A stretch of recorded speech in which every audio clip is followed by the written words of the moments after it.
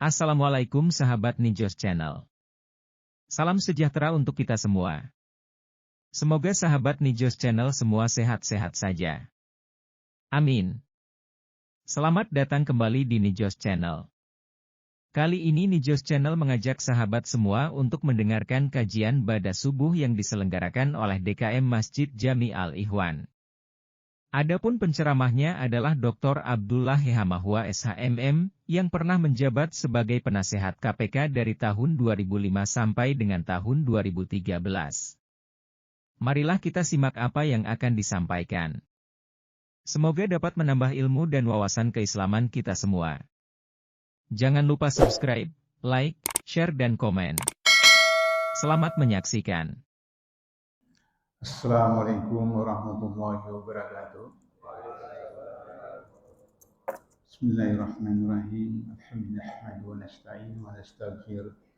Wa na'udzu billahi min syururi anfusina wa sayyiati a'malina. May yahdihillahu fala mudilla lahu wa may yudlil fala hadiya lahu. Asyhadu an la ilaha illallah wahdahu la syarika lahu wa asyhadu anna Muhammadan abduhu wa rasuluhu. Amma ba'du fa ibadallah. Qala ta'ala min billahi minasyaitonir rajim. Wa qala rabbuka lil malaikati inni ja'ilun fil ardi khalifah qalu ataj'alu fiha man yufsidu fiha yasfiku wa nahnu nusabbihu bihamdika wa nuqaddisu lak qala ya ma'lam ta'lamu ala ayat. Bapak Ibu jemaah salat subuh salat rahmat Allah Taala, tidak intinya kita menyampaikan rasa syukur puja dan puji kepada Allah Taala yang atas rahmat taufik dan hidayahnya kita masih memiliki nikmat iman, nikmat Islam, nikmat kesehatan dan lima kesempatan sehingga kita bisa melaksanakan salat subuh secara jamaah dan kita lanjutkan dengan sedikit tabu ini. Dalam pertemuan kita yang terakhir, kita sudah bicarakan soal marhalah perjuangan Rasulullah yang dimulai dengan 13 tahun akidah di Darul Arqam, kemudian hijrah, penyatuan Ansor dan Muhajirin, kemudian membangun masjid, kemudian Rasulullah menerbitkan apa yang disebut dengan Piagam Madinah. Piagam Madinah adalah satu bentuk konstitusi kemasyarakatan kenegaraan yang modern pertama kali ada di dunia dibandingkan dengan yang ada pada zaman Yunani kuno, pada zaman Plato, Socrates dan seterusnya. Ada perbedaan prinsip antara isi Piagam Madinah dengan perjanjian Hudaybiyah. Yang pertama, Piagam Madinah ini terdiri dari 47 pasal. Perbedaan prinsip antara Piagam Madinah dengan perjanjian Hudaybiyah bahwa Piagam Madinah dimulai dengan Bismillahirrahmanirrahim. Sedangkan di dalam perjanjian Hudaybiyah, Nabi menyuruh Ali untuk menuliskan itu, tapi ditolak oleh kaum Quraisy. Jadi kata Bismillah tidak ada pada perjanjian Hudaybiyah. Kenapa? Karena Bismillahirrahmanirrahim itu adalah ayat Al-Quran. Sementara orang Quraisy kalau menggunakan itu berarti mereka sudah percaya kepada Quran. Yang kedua, Piagam Madinah itu dilakukan oleh Nabi sebagai kepala negara. Ini yang perlu kita pahami. Nabi itu adalah kepala negara. Sebagai kepala negara di dalam teori ilmu negara yang kita pelajari di perguruan tinggi, disebut satu negara itu pertama ada wilayahnya, yang kedua ada rakyatnya, yang ketiga ada pemerintahnya, dan yang keempat ada konstitusinya. Ini ilmu negara yang diajarkan di mana-mana dan itu merupakan satu ketentuan dari PBB.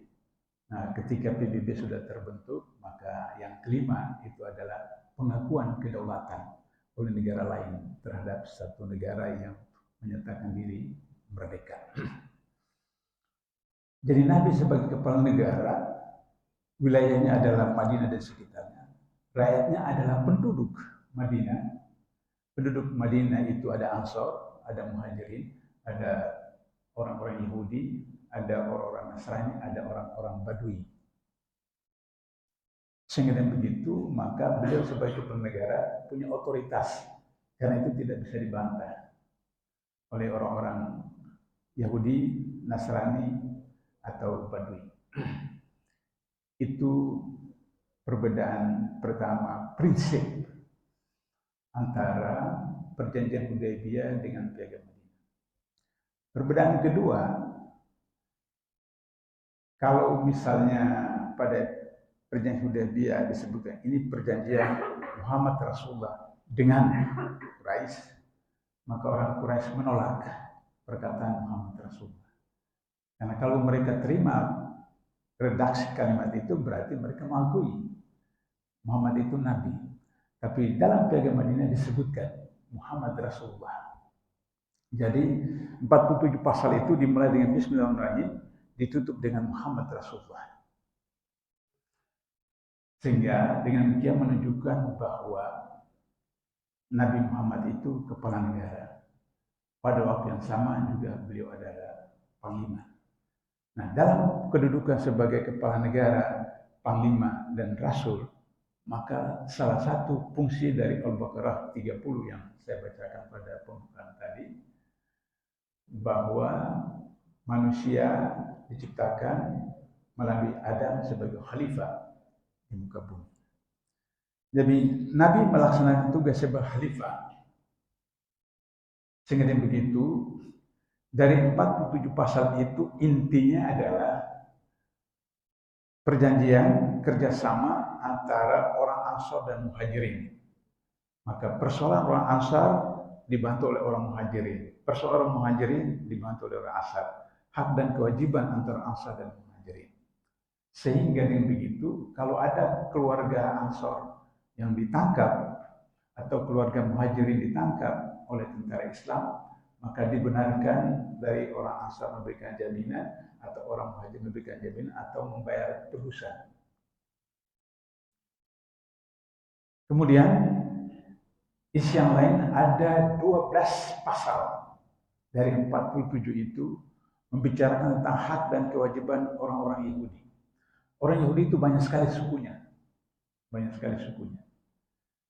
Sehingga orang-orang Yahudi yang ada di Madinah, belasan suku itu takluk dalam Piagam Madinah dan mereka mempunyai hak dan kewajiban yang sama dengan orang Ansar dan Muhajirin, yaitu kalau peperangan antara umat Islam dengan orang-orang kafir Quraisy atau apa, maka orang-orang Madinah juga harus ikut bersama-sama, baik di dalam bentuk memberikan bantuan, memberikan perlindungan, dan seterusnya. Maka kemudian orang Yahudi itu tidak boleh dalam perjanjian ini, tidak boleh bekerja sama dengan orang lain yang tidak ada kerjasama dengan Islam. Jadi katakanlah misalnya orang di Pasar Minggu itu kemudian katakanlah orang Yahudi di Pasar Minggu kerjasama dengan orang di Cibinong, sementara Cibinong itu tidak kerjasama dengan Depok, itu tidak boleh, tidak boleh. Jadi harus orang Pasar Minggu dengan orang Cibinong boleh kerjasama, kalau Cibinong itu kerjasama dengan Depok. Itu dalam 47 pasal, 12 pasal khusus tentang orang-orang Yahudi.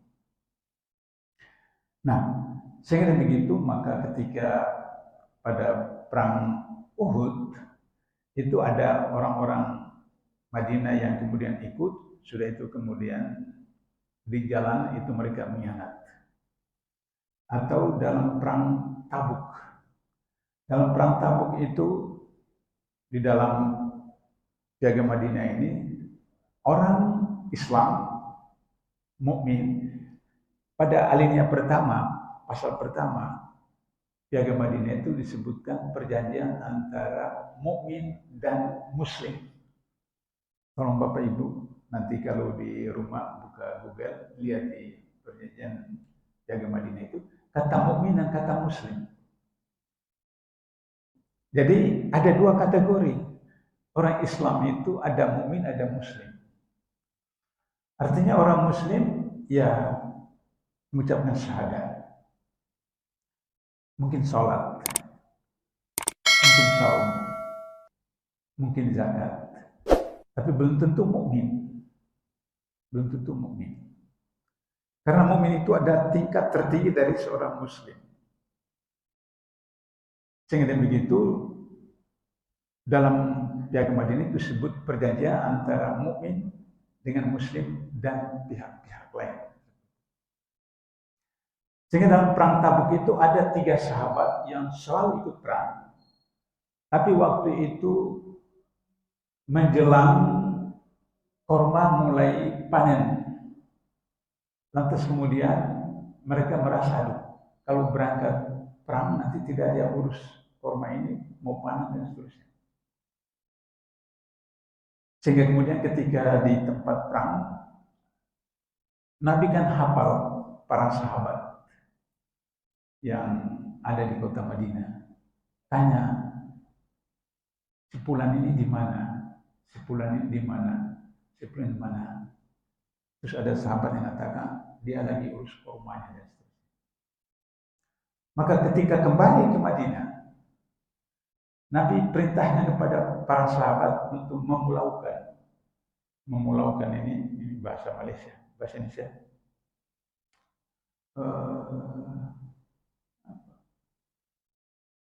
Diasingkan, artinya tidak boleh digauli, tidak boleh. Apa istilahnya bahasa Indonesia?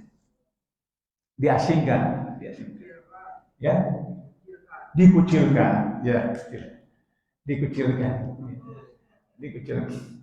Jadi ketika sahabat ini kemudian datang untuk sholat, dia lihat Nabi, dia mengucapkan salam, Nabi tidak jawab, Nabi palingkan wajah.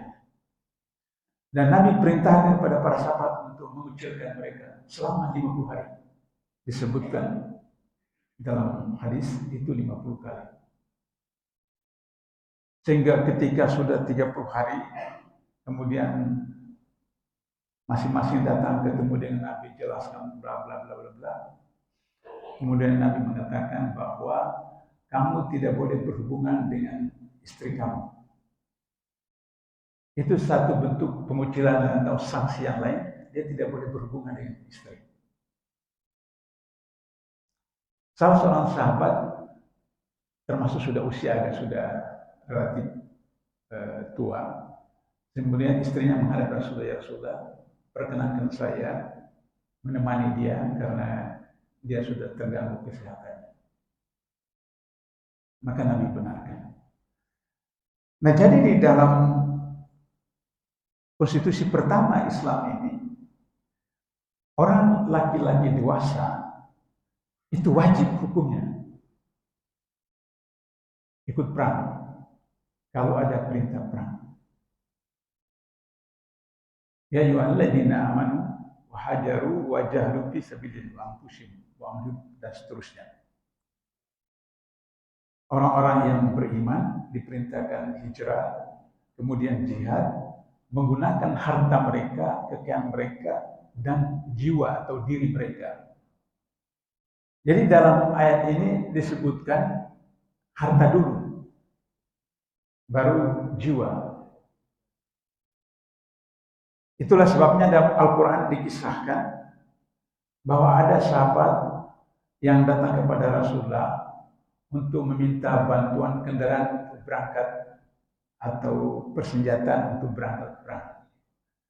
Dan kemudian Nabi dalam kondisi tidak punya sesuatu, sehingga kata Al-Quran, orang itu pulang sambil mengalir air matanya. Mengalir air matanya. Karena dia tidak bisa ikut perang. Coba Bapak Ibu bayangkan itu. Itu dikisahkan dalam Al-Quran. Bahwa orang seperti itu dihormati oleh Allah. Karena itu kata Allah kepada Rasul, maafkan mereka. Tapi ada yang memang sengaja mencari alasan, mencari dalih. Persoalan kita adalah Gaza. Sudah puluhan ribu yang meninggal. Anak-anak, bayi, perempuan. Di dalam Piagam Madinah ini disebutkan bahwa dalam perang itu tidak boleh membunuh orang tua, tidak boleh membunuh anak-anak, tidak boleh membunuh perempuan, tidak boleh merusak bangunan umum, itu sekolah, pasar, masjid, gereja, kuil, pokoknya tempat-tempat ibadah, itu tidak boleh. Tidak boleh. Jadi yang dibenarkan dibunuh itu adalah mereka yang adalah prajurit. Mereka ikut dalam perang, ikut dalam perang. Piagam Madinah ini kemudian diedok atau diambil dalam PBB. Sehingga dalam perjanjian internasional perang yang ditetapkan oleh PBB itu tidak boleh dibunuh kecuali mereka yang kalau di Indonesia ya anggota TNI misalnya. Kombatan, nah, istilahnya yang paling tepat itu kombatan. Dalam ketentuan PBB itu kombatan. Seperti itu. Nah, sehingga kenapa sekarang ini kemudian Majelis Keamanan PBB merekomendasikan kemudian Badan Hukum Internasional di Belanda itu memutuskan untuk mengeksekusi Perdana Menteri Israel Netanyahu. Karena bukti-bukti yang ada itu melanggar piagam PBB bahwa anak-anak, perempuan, orang tua, tempat-tempat umum, rumah sakit, sekolah dan seterusnya seperti itu. Jadi kita bisa lihat bahwa di dalam piagam Madinah itu antara hak dan kewajiban yang diperjuangkan oleh hak asasi manusia oleh PBB itu beberapa prinsip-prinsip dalam piagam Madinah itu diambil oleh PBB. Tapi ada terjadi persoalan yang disebut dengan kebablasan, misalnya emansipasi perempuan. Emansipasi perempuan itu ketika sekali waktu ibu-ibu di Madinah datang, kalau bahasa kita sekarang unjuk rasa ke Rasulullah. Ya Rasulullah, kenapa suami-suami kami, anak laki-laki kami, saudara laki-laki kami dibenarkan pergi sholat ke masjid 5 waktu, sedangkan kami tidak digalakkan. Satu. Yang kedua, suami kami, saudara laki-laki kami, anak laki-laki kami dibenarkan pergi berperang sehingga kemudian mereka bisa dapat status syuhada, sedangkan kami tidak dibenarkan. Kata Rasulullah, jika kamu melaksanakan tugas sebagai istri, sebagai ibu, sebagai anak gadis dengan benar menurut Quran dan Sunnah, pahalanya sama dengan syuhada. Waktu itu otomatis kaum ibu itu lepaskan gelang di tangannya, rantai di lehernya, kemudian cincin berlian diserahkan kepada Rasulullah sebagai infak sedekah untuk biaya perang. Oleh karena itu maka emansipasi perempuan di dalam Islam dengan emansipasi yang ada di PBB itu berbeda dalam soal tupoksi. Maksudnya begini, baik Quran maupun hadis, seorang perempuan dan seorang laki-laki sholat, pahalanya sama. Seorang perempuan Islam, laki-laki Islam, melakukan ibadah ubudiyah, pahalanya sama. Pahalanya sama. Tapi ketika melaksanakan kegiatan-kegiatan muamalah, maka harus sesuai dengan fitrah perempuan. Fitrah perempuan. Sehingga dalam hadis yang populer yang biasa disampaikan oleh para ustaz bahwa setiap orang adalah pemimpin. Suami pemimpin terhadap rumah tangganya, keluarganya. Istri pemimpin pada rumah suaminya. Bukan rumah orang tuanya, rumah suaminya. Rumah suaminya. Kemudian pembantu juga bertanggung jawab. Pemimpin, pembantu kalau istilah di situ budak, pembantu kalau kita PRT itu bertanggung jawab terhadap harta tuannya, majikannya. Sehingga dengan begitu, maka kemudian perempuan melaksanakan kewajiban tupoksi sesuai dengan fitrahnya. Kenapa universitas pertama di dunia itu bukan Al-Azhar? Al-Azhar adalah universitas kedua di dunia. Universitas pertama itu justru ada di Aljazair. Inisiatornya adalah seorang perempuan. Kenapa perempuan yang berinisiatif berdirinya universitas modern?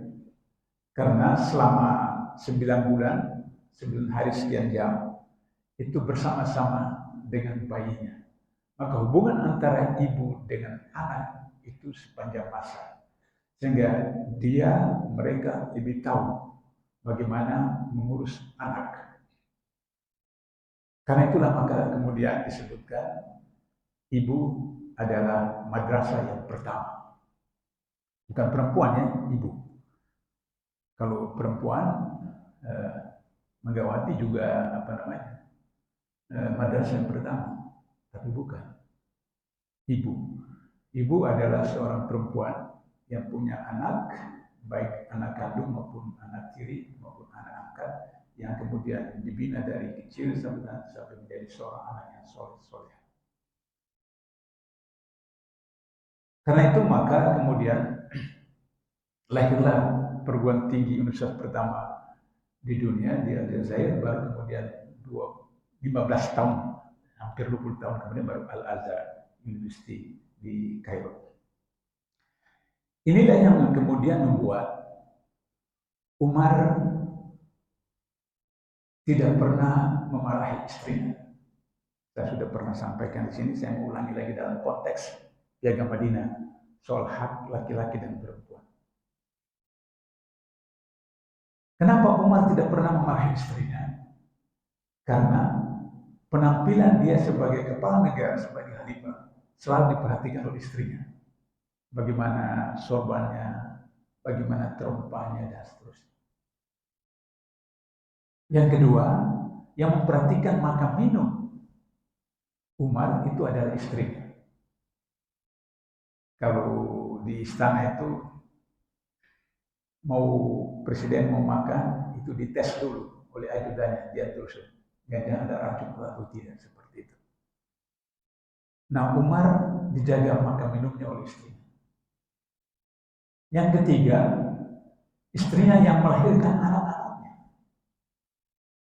Coba Bapak Ibu perhatikan Abdullah, anak dari Umar ini.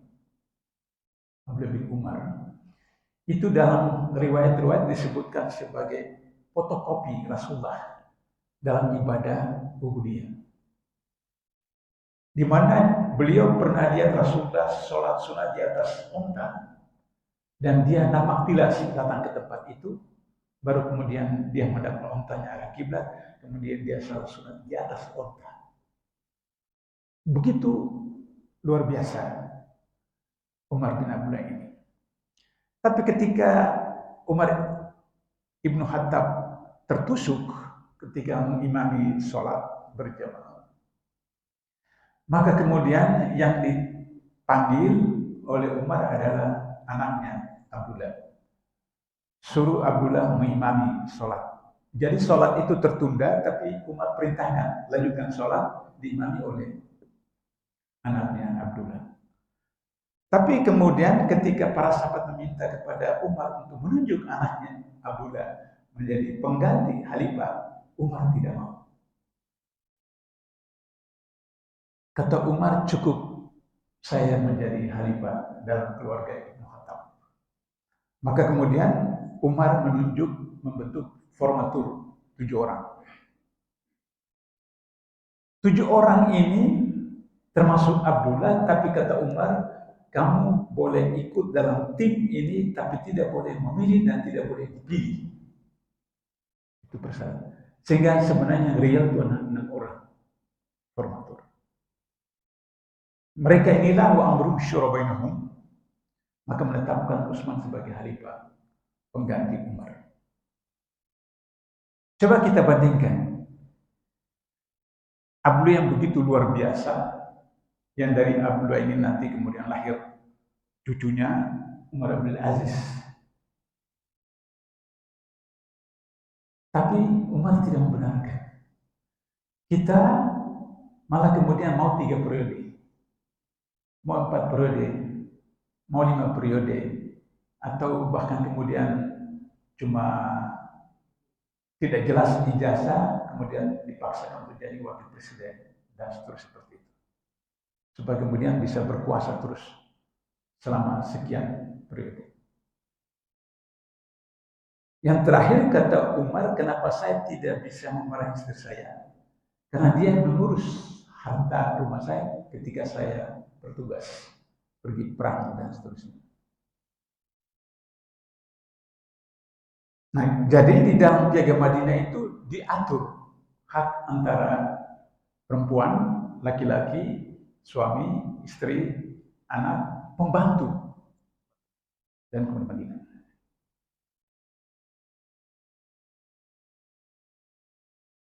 Perbedaan antara Piagam Madinah dengan Hudaybiyah yang lain.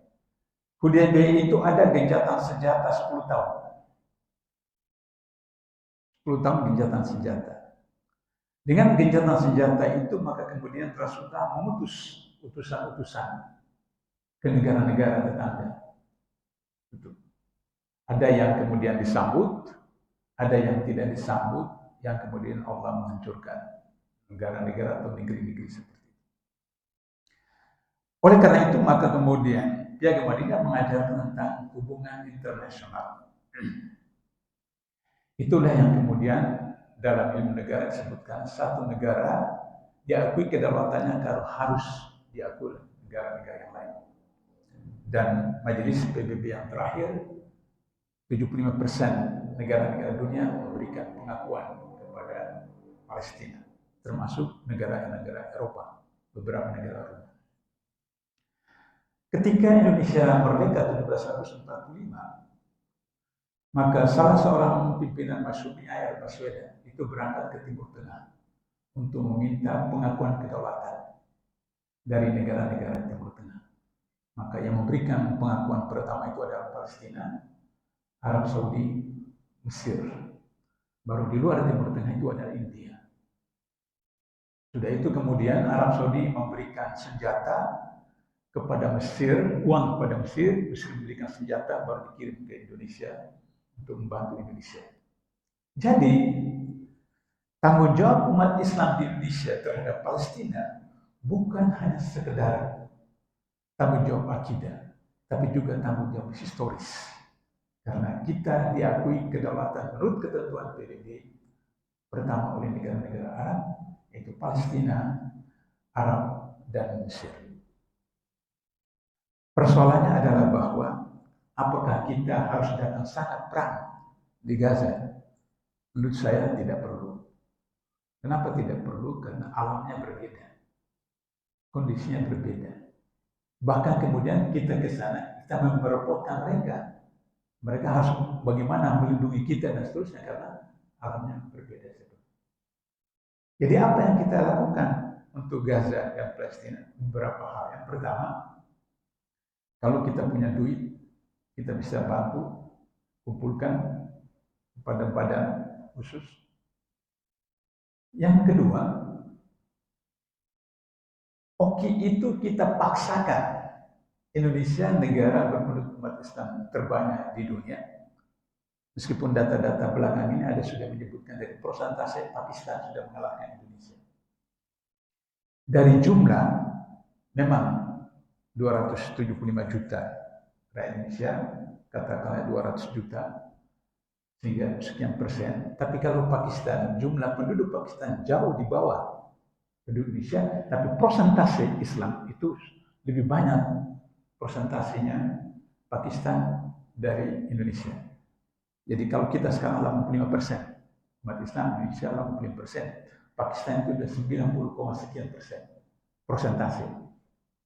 Tapi karena jumlah kita yang banyak, maka kita punya tanggung jawab moral lebih besar daripada Pakistan atau negara-negara yang lain. Sehingga dengan begitu, maka kita mendorong OKI, mendesak OKI agar supaya Oki menggunakan otoritasnya kepada PBB yang kalau PBB tidak mau ikut, seperti sekarang ini misalnya, Jerman sudah menyatakan diri untuk kalau sudah ada SK ketentuan Badan Hukum Internasional itu mereka akan tangkap Netanyahu.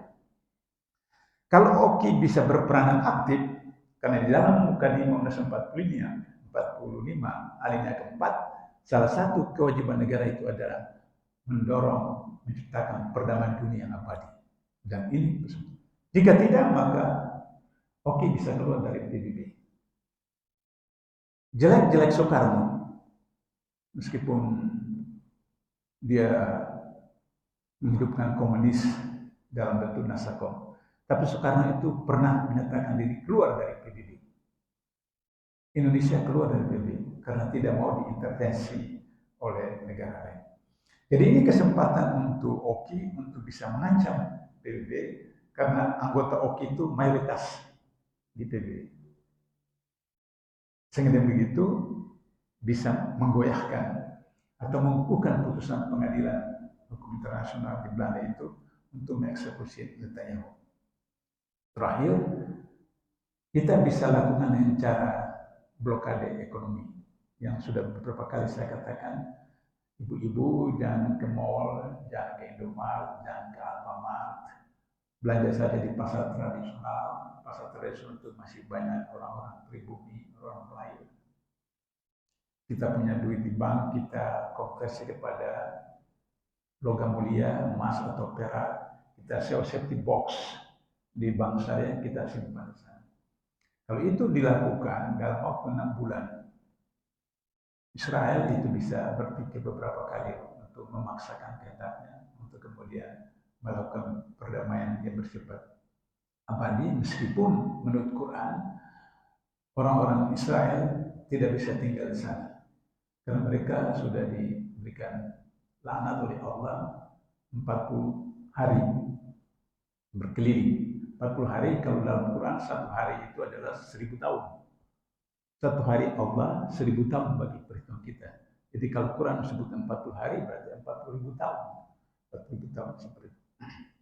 Nah ini barangkali hari ini kita komunikasikan tentang Piagam Madinah yang harus menjadi salah satu iktibar di mana kemudian 9 orang merumus mendasar 4 Pancasila, di mana 4 orang itu ulama, Kiai Haji Hasyim, Abdul Ghani Zakir, Haji Al-Husain, dan Habib Husno, memasukkannya itu di dalam Mukadimah 45 dan pasal-pasal 45. Sebagai penutup, agar supaya Piagam Madinah bisa hidup di Indonesia, maka Undang Dasar 45 yang asli harus kita kembali. Undang-Undang Dasar 2002 harus kembali kepada 45 asli, maka di situ Piagam Madinah bisa kita laksanakan dengan optimal. Jadi fakta integritas itu kalau Undang-Undang ASN itu relatif baik, ya relatif. Tapi seperti pengalaman selama ini, undang-undang itu hanya sebagai bahan tertulis.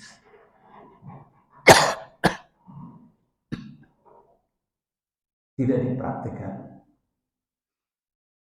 Pada zaman Orde Baru, jelek-jeleknya Orde Baru, tapi naskah akademik undang-undang itu bagus. Kenapa naskah akademik pada zaman Orde Baru itu bagus? Karena yang menyusunnya ada profesor, doktor hukum, doktor ekonomi, doktor politik, doktor dan bla bla, semua pakar itu. Kalau reformasi, hampir setiap undang-undang yang disahkan oleh DPR itu dibawa ke MK. Kenapa? Karena tidak disusun oleh pakar-pakar di bidangnya. Kenapa? Karena profesor doktor yang dosen itu tidak bisa jadi anggota DPR atau DPRD. Kalau mereka menjadi anggota DPR atau DPRD harus berhenti jadi PNS, ASN. Problemnya adalah kalau terpilih, kalau tidak terpilih seperti itu. Yang kedua, data-data di KPK dari 575 anggota DPR itu hampir 50% pengusaha, hampir 50%, 49 sekian. Sehingga orientasi mereka orientasi bisnis. Sehingga begitu maka undang-undang itu tidak berkualitas. Nah oleh karena itu maka Problemnya adalah ini yang bisa saya sebut dengan political corruption, korupsi politik, korupsi melalui undang-undang, kebijakan, peraturan, seterusnya yang kelihatannya bagus, tapi sebenarnya untuk kepentingan tertentu. Jadi undang-undang ASN itu bagus, tapi aplikasinya di tempat Anda pasti ada SOP, betul? Ya. Ada kode etik, betul? Tapi SOP kode etik itu hanya untuk bahan tertulis, tidak dilaksanakan. Kenapa? Karena Irjen, baik di kementerian maupun di provinsi, kabupaten, kota, itu diangkat oleh menteri. Irjen diangkat oleh menteri, di provinsi diangkat oleh gubernur, di kabupaten diangkat oleh bupati. Maka bagaimana dia bisa mengoreksi atau menyalahkan atasannya? Kalau dia menyalahkan atasannya, maka kemudian dia bisa kemudian kena mutasi dan seterusnya. Di KPK bukan disusun dan disimpan, tapi dipraktekkan. Nah, oleh karena itu maka saya 8 tahun di KPK, 3 kali jadi komite etik yang memeriksa pimpinan, 10 kali memberikan hukuman bagi pegawai KPK. Dari 10 kasus itu saya 6 kali ketua dan 4 kali anggota. Itu dilaksanakan. Maka kemudian akhirnya ketika Jokowi jadi presiden, dianggap ini berbahaya KPK. Maka kemudian buat sedemikian rupa sehingga kemudian pimpinan KPK yang sekarang kemudian sudah kabur, tidak tahu di mana seperti itu, untuk menguasai KPK sehingga kemudian bisa berjalan program-program strategi. Jadi kalau misalnya di pemerintahan begitu, di masyarakat itu terpengaruh. Lantas kemudian soal warisan, itu kan sudah ada jelas Al-Qur'annya. Laki-laki 2, perempuan 1. Tapi kalau misalnya anggota keluarga laki-laki itu orang kaya apa segala macam, terus kemudian saudara perempuannya sederhana dan seterusnya, itu hasil musyawarah bisa saja. Tapi prinsipnya harus 2-1. Tapi kalau kemudian yang sudah laki-laki ikhlas, ya udah, karena sudah perempuan saya miskin atau apa, hak saya kasih, bisa. Tapi prinsipnya harus 2-1. Saya mau jelaskan sedikit tentang kenapa laki-laki 2, perempuan 1. Di dalam psikotiklah ketika menikah, Bapak sudah menikah? Sudah menikah. Ada psikotiklah. Ketika psikotali, Bapak mengatakan bahwa saya berjanji akan memberikan apa bla bla bla bla. Sampai sekian bulan, 6 bulan, kalau tidak, istri tidak ikhlas, kemudian mengajukan kepada yang bertanggung jawab, dalam hal ini kawan, kemudian terima, maka jatuhlah talak 1 saya kepada dia. Jadi dalam psikotablik itu laki-laki, kepala rumah tangga, suami yang membiayai keluarga, bukan istri. Pertanyaannya, kalau istri yang punya gaji, itu hak dia mutlak. Gaji suami itu untuk keluarganya, gaji istri untuk istri, buat dia. Kalau misalnya listrik mati karena belum dibayar, telepon mati belum dibayar apa, beras habis, bala-bala habis, istri beli, istri bayar, itu statusnya infak, statusnya sedekah. Jadi istri mengeluarkan uang pribadi untuk kebutuhan keluarga, itu infak, itu sedekah. Jadi betapa dahsyatnya, betapa mulianya Islam terhadap perempuan. Ketika suaminya meninggal, kemudian anaknya masih kecil, maka dia kembali ke rumah bapaknya. Bapaknya urus. Kalau bapaknya sudah meninggal, maka saudara laki-laki. Jadi dalam hukum Islam itu tentang warisan, seorang perempuan seumur hidupnya diurus oleh laki-laki. Perempuan seumur hidupnya diurus oleh laki-laki. Ketika masih orang tua, bapaknya urus. Bapaknya meninggal, dia belum menikah, saudara laki-laki urus. ketika menikah diurus oleh suaminya. Ketika suaminya meninggal, anaknya sudah dewasa, diurus oleh anaknya laki-laki. Itu prinsip bahwa kalau kemudian seperti saya katakan tadi, sudah laki-laki kaya, sudah perempuan miskin, sudah juga hak saya kasih, itu adalah apa? Tapi hukumnya sebagai penutup, ini kisah nyata di Inggris. Bersamaan lahir, beda beberapa menit, seorang bayi laki-laki dan seorang bayi perempuan. Kesalahan teknis dari perawat itu sehingga mereka bingung. Yang anak laki-laki ini, ibunya yang mana, anak perempuan ibu yang mana. Kemudian teori tes DNA. Mereka tes DNA, ternyata perbedaannya juga tipis. Sehingga tidak yakin perawat itu ini anak laki, ibunya A atau ibunya B. Maka kemudian ada yang mengatakan sebenarnya bercanda, bukan bercanda, ngeledek, tapi disebutkan. Coba tanya orang Islam, katanya orang Islam itu bisa menyelesaikan semua persoalan. Maka diteleponlah ke salah orang syekh di Mekah, di Arab. Katanya Anda bisa jawab, diceritakan. Kata saya itu, ambil air susu ibu, dua-dua ibu itu, kemudian dihitung, diperiksa di laboratorium. Mana air susu ibu yang kalorinya lebih banyak? Daripada itu, maka yang lebih banyak kalorinya itu adalah ibu dari anak laki-laki. Ini saintis, ini ilmiah. Jadi sejak masih bayi, itu Allah sudah menetapkan bahwa air susu ibunya anak laki-laki itu 2 kali lipat kalorinya. Jumlah liternya sama, tapi kalorinya itu 2 kali lipat daripada bayi perempuan. Nah itu soal. Jadi harus dijelaskan kepada masyarakat tentang itu sehingga kemudian kita sama. Saya kira itu barangkali soal sumpah ACPS kalau dianggap itu bertentangan dengan akidah, ya nggak usah. Anda bisa cari pekerjaan lain.